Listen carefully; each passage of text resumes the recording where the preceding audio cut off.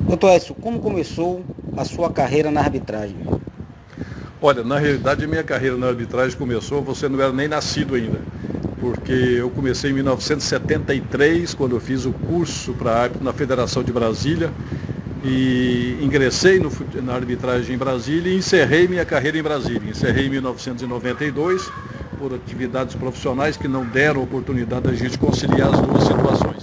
Então, na realidade, iniciei em 73, fazendo o curso, já em 75, tive o prazer de ir para o quadro da CBF, e depois fui no quadro especial da CBF, que existia, do aspirante à FIFA, e encerrei em 1992 como aspirante à FIFA.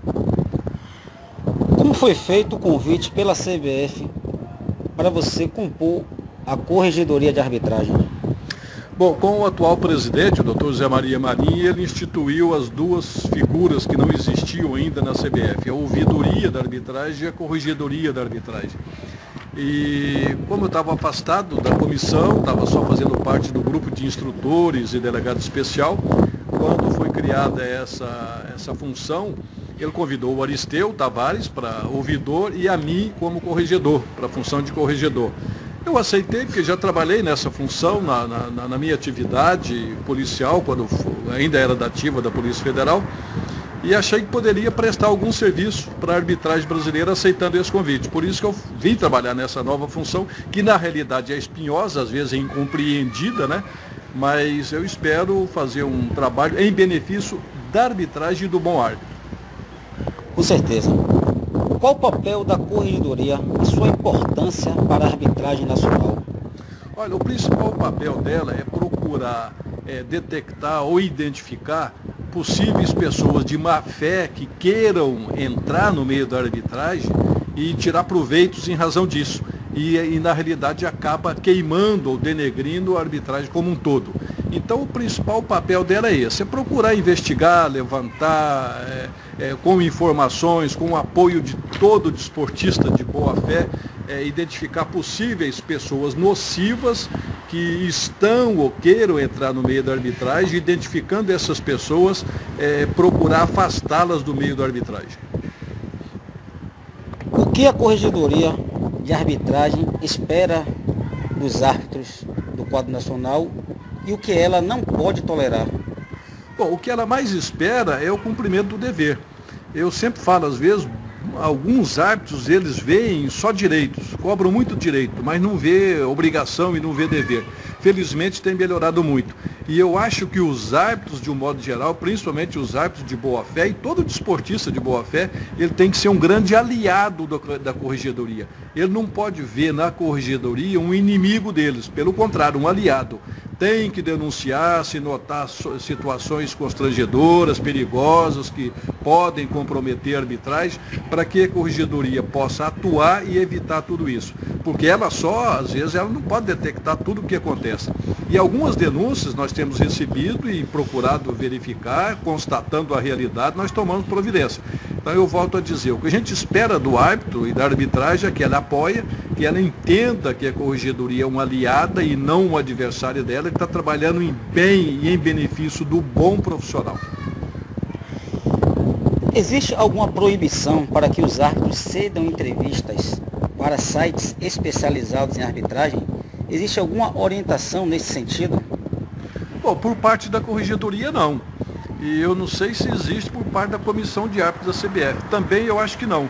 Sempre houve uma orientação da CBF, da comissão de árbitros da CBF, ter o cuidado no que fala, e principalmente, às vezes, em lances técnicos de jogos, ou comentar a arbitragem de outros árbitros, da vida privada de outros árbitros.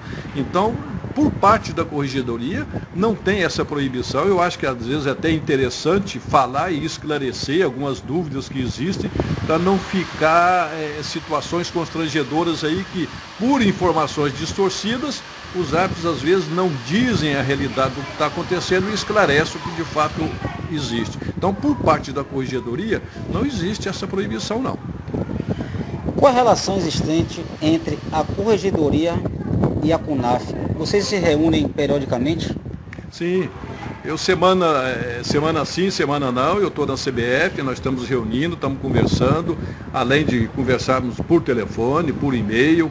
Então essa reunião ela é frequente, nós trocamos ideia, principalmente em razão de ser um fato novo, uma atividade nova, que é a corregedoria, que foi criada nesse ano. Então até que alguns ajustes sejam feitos, alguns acertos sejam feitos, nós temos reunido muito. E o relacionamento é excelente. O presidente da comissão e os demais membros e o diretor da comissão de árbitro também, o Sérgio Corrêa, eles entendem o trabalho e procuram apoiar, e eu tenho tido por parte da CBF como um todo, e principalmente por parte da comissão de árbitros, todo o apoio que a gente tem necessitado para trabalhar. Muito bem. Cabe à corregedoria a investigação social dos árbitros? Bom, a investigação social depende do comportamento do árbitro, ela pode influenciar no seu trabalho. Por exemplo, eu entendo que dependendo dos ambientes que ele frequenta, as companhias com as quais ele frequenta, os locais que ele frequenta, pode comprometer sua atividade. Eu entendo que o árbitro, a partir do momento que ele passa a ser uma pessoa pública, ele passa a ser muito cobrado. Então é importante que ele tenha cuidado também nos locais que ele frequenta, às vezes até para tomar uma cervejinha, um chopp que ele goste, ele tem que ter certos cuidados. Por quê? O que às vezes acontece com uma pessoa comum, quando é o árbitro, que acontece com o árbitro, a dimensão é grande, a cobrança é grande, o escândalo é grande. Então a corregedoria tem essa preocupação sim, em procurar aconselhar, advertir, para que tenham alguns cuidados para evitar o comprometimento do nome do próprio árbitro e do seu conceito. Em função de alguns casos de suborno que foram evidenciados no futebol brasileiro, a corregedoria pode tomar algumas medidas preventivas, como, por exemplo, escuta telefônica, o chamado grampo? Não, nesse caso não, porque na realidade o grampo ou a escuta telefônica ela só pode ocorrer com autorização judicial.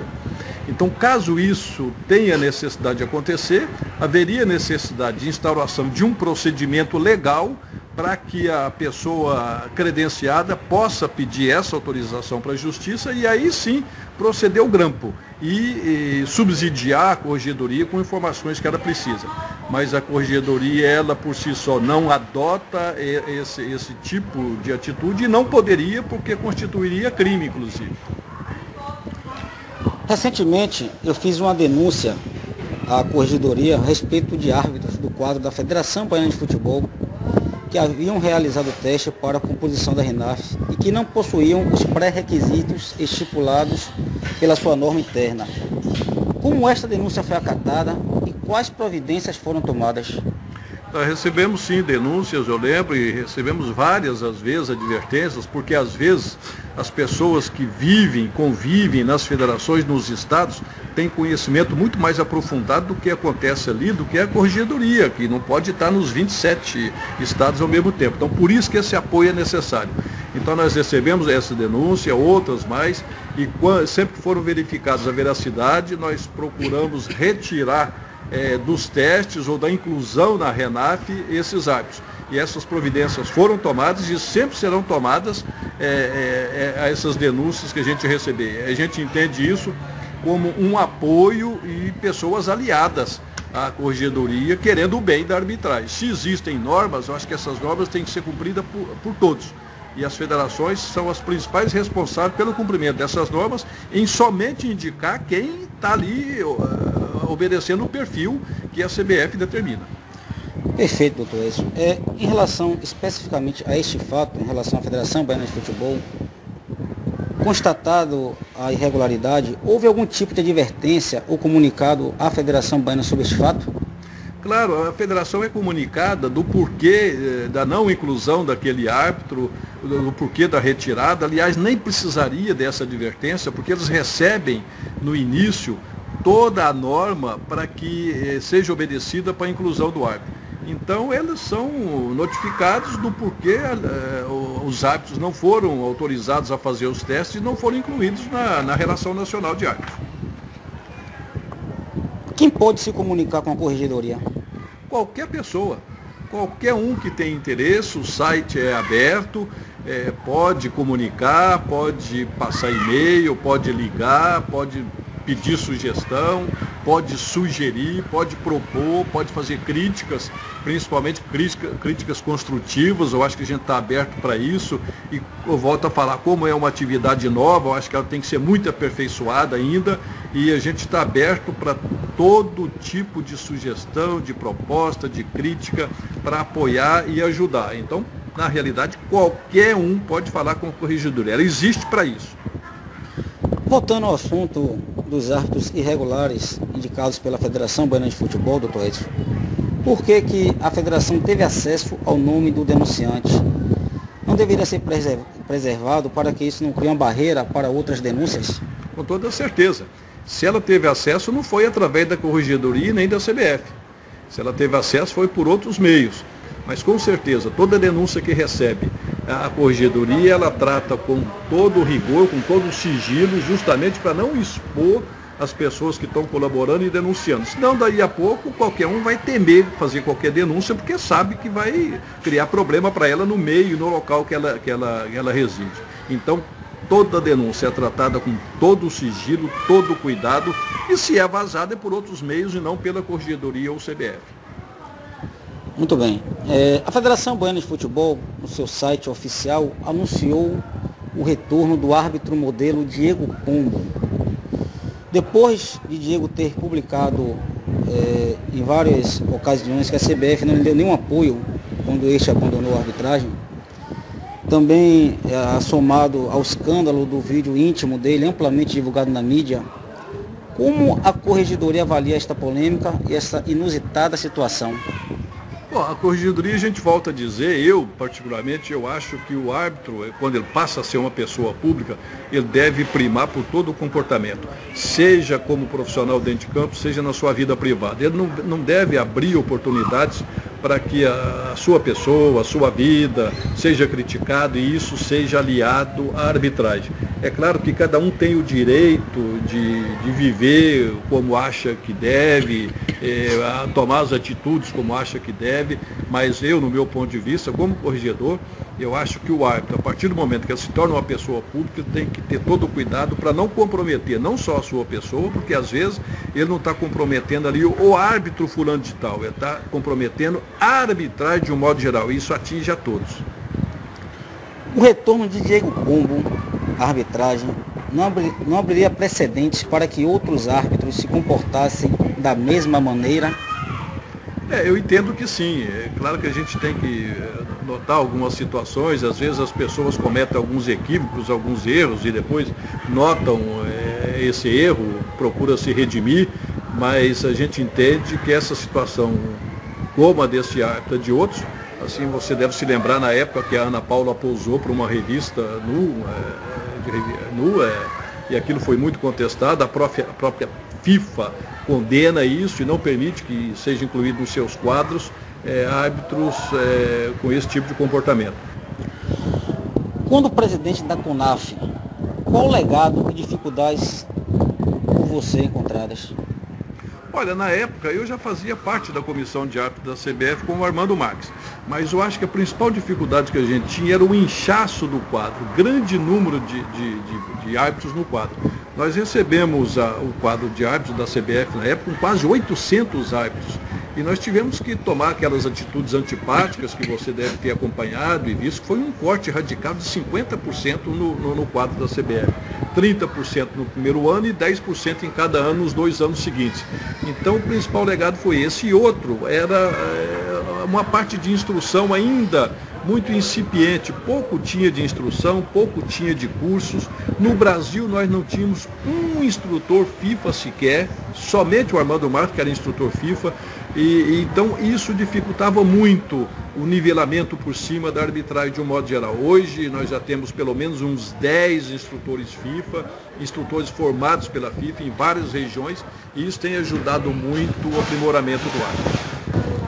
Quando o senhor era presidente da Comissão Nacional de Árbitros, o senhor se viu obrigado politicamente a escalar um árbitro para um jogo onde, por sua avaliação, este não estaria preparado? Nunca, nunca. Esse privilégio a comissão de árbitro tinha no meu tempo e tem até hoje, eu posso afirmar isso, ela é autônoma mesmo, em todo sentido. Não há interferência, não havia interferência do presidente da CBF na época, e pelo que eu conheço, não tem ainda hoje essa interferência, dá total autonomia para a comissão de árbitro trabalhar, porque eles entendem que só ela que está convivendo com o árbitro, só ela que está acompanhando, então ela sabe quem está ou não apta para trabalhar. Então, nunca houve isso no meu tempo e eu entendo que hoje também não existe. Você afirmou para mim, certa vez, que era uma irresponsabilidade das comissões estaduais de arbitragem indicar um árbitro que não estaria preparado para compor o quadro da CBF.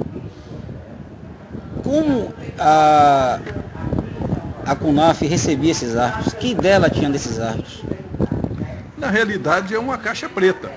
O que acontece? Se existe uma federação lá do estado do Norte ou lá do estado do Sul, por exemplo, quem acompanha esse árbitro diariamente é a sua federação, é o seu presidente da comissão. Então essa federação e esse presidente da comissão que tem a responsabilidade de indicar o que tem de melhor. Quando a CBF recebe a relação dos indicados para fazer o teste, para compor a RENAF, ela está entendendo que a federação está indicando o que ela tem de melhor. Mas às vezes isso não acontece, às vezes existe uma certa política que depois a CBF vem descobrir e procura às vezes corrigir essa situação. Mas até que isso aconteça, às vezes existem estragos grandes provocados por alguns árbitros que não têm condição de fazer parte da RENAF e são indicados pelas suas federações e a CBF só vai conhecer quando bota eles para trabalhar. Então é uma responsabilidade grande das federações, as federações têm que entender isso, ela que convive com o árbitro tem que separar a política do lado profissional e realmente indicar o que ela tem de melhor, senão ela está comprometendo o próprio trabalho da arbitragem do seu estado e colocando em xeque a credibilidade dos árbitros do seu estado. Quem foi o melhor árbitro na sua gestão como presidente da CONAF e por quê? Eu considero o Luiz Seneme. É claro que tem muitos outros, como o Simon, que foi um árbitro de 3 Copas, mas eu considero muito o Luiz Seneme, até eu brincava muito em algumas palestras que eu dava, eu pedia para os árbitros senemizar. O que acontece? Utilizar o comportamento do Seneme, que é uma pessoa séria, discreta, imbuída da aplicação do essencial, e você até hoje, quando vê o Seneme entrar em campo, eu pelo menos sinto isso, é sinônimo de segurança para o jogo. E os jogadores entendem e recebem isso. Então, pelo fato do seu preparo, da sua conduta, da sua seriedade, da sua discrição em campo, no tempo que eu presidia a comissão de árbitro, eu considerei o Seneme um dos melhores profissionais da arbitragem que nós tivemos. Quem foi o melhor árbitro brasileiro de todos os tempos? Bom, de todos os tempos eu considero o Carlos Eugênio Simon. Isso por causa de um passado, por causa de um tempo que eu tive na comissão e por causa de um futuro recente. Porque não é qualquer árbitro que vai em 3 Copas do Mundo. Na história do Brasil ele foi o único. E às vezes existem críticas aos trabalhos dele, porque infelizmente a arbitragem ela só é lembrada pelos grandes erros que comete. Nunca lembra do árbitro pelos grandes jogos que ele apitou, pelas grandes arbitragens que fez. Então criticam muito ele por grandes erros que ele cometeu. Se ele cometeu grandes erros é porque ele sempre trabalhava em grandes jogos e jogos decisivos. Mas então, em razão da sua carreira como um todo, eu considero o Simon um dos melhores árbitros do Brasil de todos os tempos, até pelo fato de que a própria FIFA reconheceu isso, levando ele em 3 Copas do Mundo consecutivas. Perfeito. Como o senhor avalia a atual gestão da CONAF e o que identifica como oportunidade de melhoria? Olha, o trabalho de arbitragem, quem vive na arbitragem não é feito de um dia para outro. Então nós tivemos um tempo muito grande que não era investido principalmente no treinamento, no aperfeiçoamento do árbitro brasileiro e principalmente na formação de instrutores. Você não faz bons árbitros se não tem bons instrutores. Então, esse trabalho tem sido feito pela comissão de árbitros desde os tempos que eu assumi, depois houve uma continuidade pelo Sérgio e está tendo uma continuidade pelo Aristeu e a sua equipe, até porque o Aristeu é um grande instrutor de arbitragem.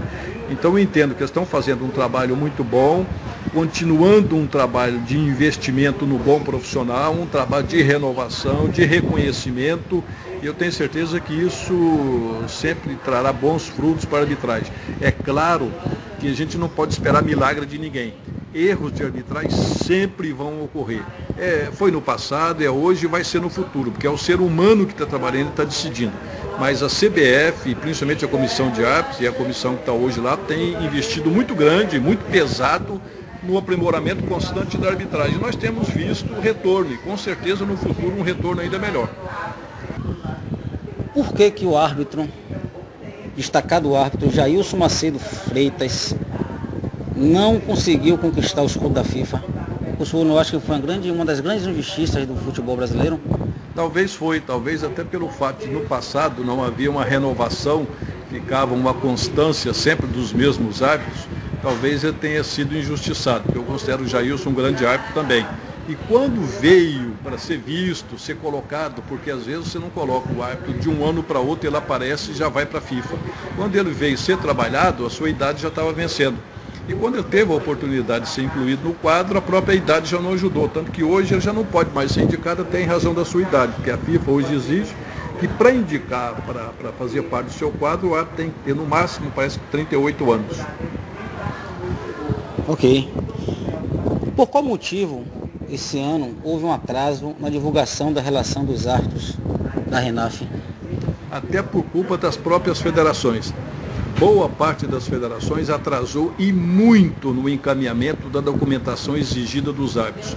E procurou não liberar os nomes dos árbitros até que toda a documentação estivesse completa.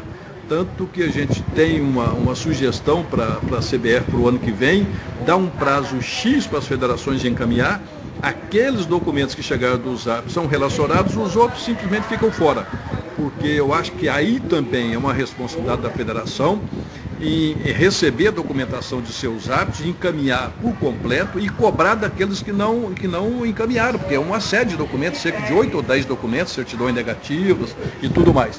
Então o atraso verificou principalmente, aliás, não principalmente, exclusivamente em razão dos atrasos das federações em encaminhar a documentação dos árbitros, a documentação exigida para passar a fazer parte da RENAF. O senhor teve alguma participação com relação à queda do ex-presidente da Comissão de Árbitros do Distrito Federal, Alexandre Andrade? Eu não tive participação nem na indicação e nem na queda. Então não tem responsabilidade nenhuma com isso. E a corregedoria, eu acho que ela tem que ser isenta nessa parte. Ela, com certeza, é responsabilidade de cada federação a indicação dos presidentes de comissão. Na época, eu achei um tanto quanto estranho o presidente da Comissão de Árbitros de Brasília ter sido indicado por um clube de futebol. Que eu acho que tem que haver, é claro, uma isenção. Quando é um clube que indica e uma federação aceita, eu acho que passa a não haver uma total isenção e os outros clubes passam a não ver isso muito bem. Mas até pelo fato de que a federação estava com uma intervenção judicial e o interventor não conhecia bem toda essa coisa, um momento muito conturbado que passou o futebol de Brasília, talvez por essas razões isso aconteceu. Mas eu não tive participação na indicação dele e não tive participação na queda dele, na demissão dele, que ocorreu recentemente com o novo presidente que assumiu. O senhor ajudou os árbitros que participaram da greve em Brasília no início do ano a mudarem de estado? Eu não ajudei. O que acontece é o seguinte, alguns árbitros que faziam parte da RENAF na época não foram relacionados pela Federação de Brasília. E alguns, que eu considerava até de primeiro nível, outros até porque estavam encerrando a carreira, era o último ano, até por uma questão de respeito, eles poderiam ir para outras federações. E então a gente sugeriu para que a própria comissão de árbitros entrasse em contato com algumas federações, caso tivesse vaga, eles fossem. E aconteceu em Tocantins. Tocantins ainda tinha um número X de árbitros que poderiam ser incluídos e não tinha esse número na sua federação para incluir, então dentro do número de vagas que ali tinham, eles acolheram alguns árbitros da Federação de Brasília que não foram relacionados. Parece que cerca de 3 ou 4, eu não me lembro bem. Seguindo nessa linha, o senhor acha ético que um árbitro da CBF, mudando de estado, sem a autorização de sua comissão, mesmo assim permaneça no quadro nacional? Eu não acho que não seja ético. Eu acho que é um direito do árbitro, primeiro, ele não tem vínculo empregatício com uma federação. Segundo, se uma federação tira ele do seu quadro por qualquer razão, pode imaginar que seja razão técnica, ou razão política, ou razão pessoal, eu acho que esse árbitro não tem que ficar impedido de não mais participar da arbitragem. Se ele procurar alguma outra federação que o aceite, é direito dele ir para outra federação. Como um jogador de futebol, você imaginou se de repente um clube A dispensa um jogador e ele não vai poder jogar no outro time, que é um grande adversário desse time que dispensou? Então a gente tem que entender que o árbitro ele é um profissional e ele tem esse direito. Se ele tivesse um vínculo, um contrato assinado, empregatício com uma federação, igual os jogadores têm, para sair tivesse que cumprir o contrato, ou então pagar uma multa é diferente. Mas não, ele não tem esse vínculo e ele procurou outros meios, o árbitro procura outros meios, quando a sua própria federação não o relaciona, e é como se dissesse para ele, nós não te queremos mais aqui, por isso nós não estamos te indicando para a CBF. Então acho que é direito dele procurar outras federações, e se outras federações abrir as portas para ele, eu acho que é direito dele procurar ir para outras federações. Eu não acho falta de ética, não. A gente vê muito isso. Às vezes até árbitros que são transferidos em razão de serviço, de trabalho, de moradia, e vai de uma federação para outra. Isso é normal. Você acha que o árbitro brasileiro é bem remunerado? Nas condições, se a gente for analisar os salários dos jogadores, dos craques, dos técnicos de primeiro nível, a gente imagina que não. Mas se a gente for analisar a base salarial do brasileiro, a gente entende que sim. Porque se você vê estatisticamente, o próprio IBGE vê isso, a grande facção do brasileiro é um salário médio de, no máximo, em torno de 2 ou 3 salários mínimos. Então, se analisar por esse lado, é um bom salário. Então, a gente tem que ver qual a base que a gente toma. Se é do salário dos grandes jogadores, que é uma quantidade muito pequena também de grandes jogadores que recebem bom salário no Brasil, é pouco. Se é com a média do salário do brasileiro, é uma boa remuneração. O senhor acredita que há tráfico de influência na arbitragem brasileira? A nível de CBF, não. A nível de CBF, não. Eu não posso te responder isso a nível de federações. Porque é claro que as federações têm as suas políticas e às vezes pode ocorrer isso. Mas a nível de CBF, a CBF procura valorizar quem realmente tem valor, tem competência, tem capacidade e cumpre com as suas obrigações que são emanadas da própria CBF. Então eu, respondendo pela CBF, eu digo que não. Qual o recado e conselho para os árbitros que estão começando e querem fazer uma carreira vitoriosa? Principalmente, ele tem que entender que, assim como ele imagina que tem muitos direitos, ele tem muitos deveres. Então, o árbitro ele tem um futuro bom, um futuro promissor, quando ele principalmente procura cumprir as suas obrigações, não importar o que está acontecendo com os outros do seu meio e procurar ele investir nele mesmo e cumprir as suas obrigações. E principalmente ser sério acima de tudo, porque a arbitragem tem que ser sinônimo de seriedade. O senhor acompanha o site Voz do Apito? Acompanho sempre. Acho que é importante a gente acompanhar, atualizar com as notícias que ocorrem, ver ali as críticas construtivas que são feitas, alguns equívocos que cometem, a gente procura entrar em contato com os responsáveis pelo site, esclarecer a realidade, porque às vezes postam algumas notícias e são levados a erro. Então eu acompanho sempre, de um modo geral, a imprensa e os sites que dizem respeito ao futebol e à arbitragem. Eu acho que eles prestam um bom trabalho em estar divulgando o que acontece e fazendo as críticas construtivas quando necessário.